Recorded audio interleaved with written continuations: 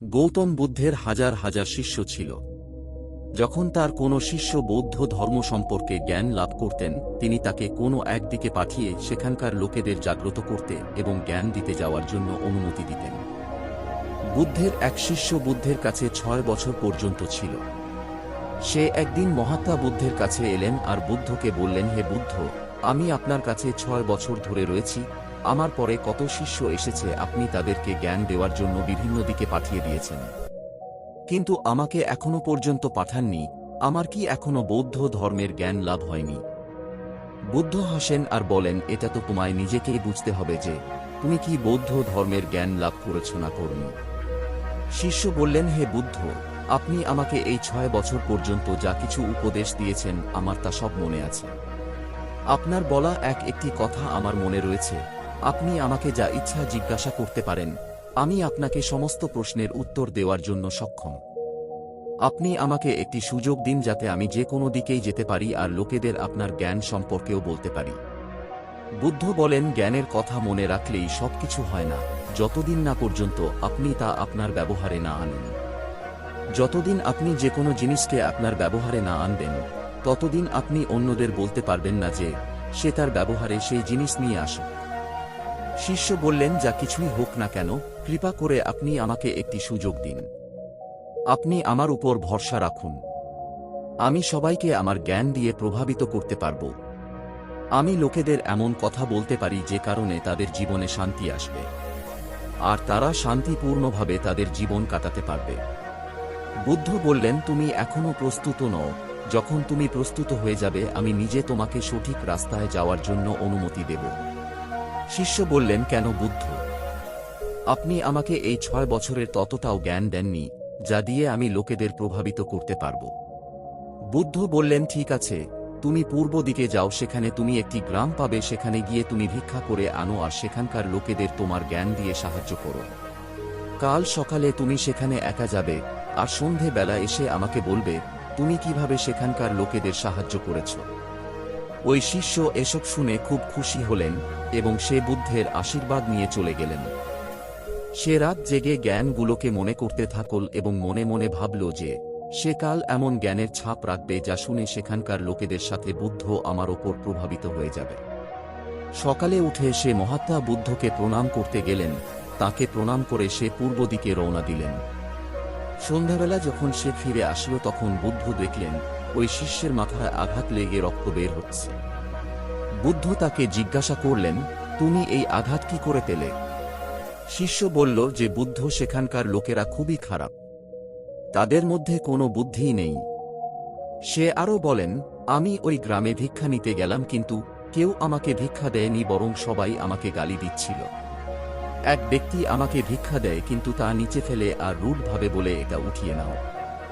আমি তাকে অনেক বোঝালাম, কিন্তু সে আমার কথা শোনার জন্য রাজি ছিল না। উল্টে সে আমার সাথে মারামারি করে, যার কারণে আমার আঘাত লাগে। হে বুদ্ধ, আপনি আমাকে অন্য জায়গায় পাঠান যেখানকার লোকেদের মধ্যে বুদ্ধি আছে আর যারা এরকম নয়। বুদ্ধ শিষ্যের কথা শুনে হাসলেন আর বললেন যে যদি তুমি অন্য গ্রামেও এমন লোক পাও তখন তুমি কি করবে? শিষ্য বলল, হে বুদ্ধ, এরকম লোকেদের কেউ জ্ঞান দিতে পারবে না। ওই লোকেরা হলো অজ্ঞানী, তাদেরকে কে বোঝাবে? বুদ্ধ বললেন, ওই লোকেরা অজ্ঞানী নয়, বরং জ্ঞানী। তাদের অনেক বুদ্ধি আছে, কিন্তু তাদের কাছে নিজের জ্ঞান রয়েছে। এবার তুমি যদি অন্য কারো জ্ঞানকে খারাপ বলো, তাহলে সে তো তোমাকে কিছু না কিছু বলবেই। তুমি এমন লোক সব জায়গাতেই পাবে, তখন তুমি তোমার জ্ঞান তাদেরকে কিভাবে দেবে? বুদ্ধ শিষ্যকে বললেন, আজকে তুমি আরাম করো, কাল সন্ধ্যাবেলা আমার কাছে আসবে। শিষ্য বুদ্ধকে প্রণাম করে চলে গেল। পরের দিন সন্ধ্যাবেলায় শিষ্য যখন বুদ্ধের কাছে গেল, তখন বুদ্ধের কাছে তার আরেক শিষ্য উপস্থিত ছিল। তার হাতে আঘাত লেগেছিল। বুদ্ধ ওই শিষ্যের হাতে আঘাত দেখে তা ব্যান্ডেজ করে দিলেন এবং সেই শিষ্যকে জিজ্ঞেস করলেন, তুমি এই আঘাত কি করে পেলে? শিষ্য বললেন, হে বুদ্ধ, আপনি আমাকে পূর্ব দিকের গ্রামে যেতে বলেছিলেন, সেখানে আমি এই আঘাত পেয়েছি। বুদ্ধ বললেন, এখানে তোমার সাথে কি কি হয়েছে তা তুমি আমায় বলো। শিষ্য বললেন, হে বুদ্ধ, সেখানে আমি সবার কাছে ভিক্ষা চাই, কিন্তু কেউ আমায় ভিক্ষা দেয়নি। এক ব্যক্তি যে ভিক্ষা দিয়েছিল সেও ওই ভিক্ষা আমায় মাটিতে ফেলে দেয় আর বলে, ওটা উঠিয়ে নাও। আমি চুপচাপ সেটা উঠিয়ে আমার পাত্রে রেখে দিই আর তাকে কল্যাণ হওয়ার আশীর্বাদ দেই। তখন ওই ব্যক্তি আমায় বলে যে, আপনি বড়ই অদ্ভুত ব্যক্তি, আমি আপনাকে অপমান করছি আর আপনি আমাকে আশীর্বাদ দিচ্ছেন।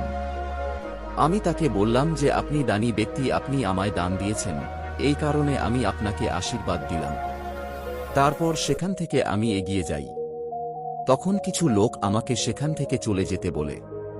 তারা আমার ওপর কিছু খারাপ কথা প্রয়োগ করে আর আমার ওপর পাথর ছোড়ে, যার কারণে আমি এই আঘাত পাই। যখন আমি ফিরে আসছিলাম তখন আমি এক মাকে কান্না করতে দেখি। তিনি তার অসুস্থ বাচ্চাকে নিয়ে চিন্তিত ছিলেন। আমি তৎক্ষণাৎ জঙ্গলে গিয়ে তার জন্য জড়িবুটি বা ভেষজ নিয়ে আসি, কিন্তু সেখানকার লোক আমাকে ভেষজ দিতে দেয়নি।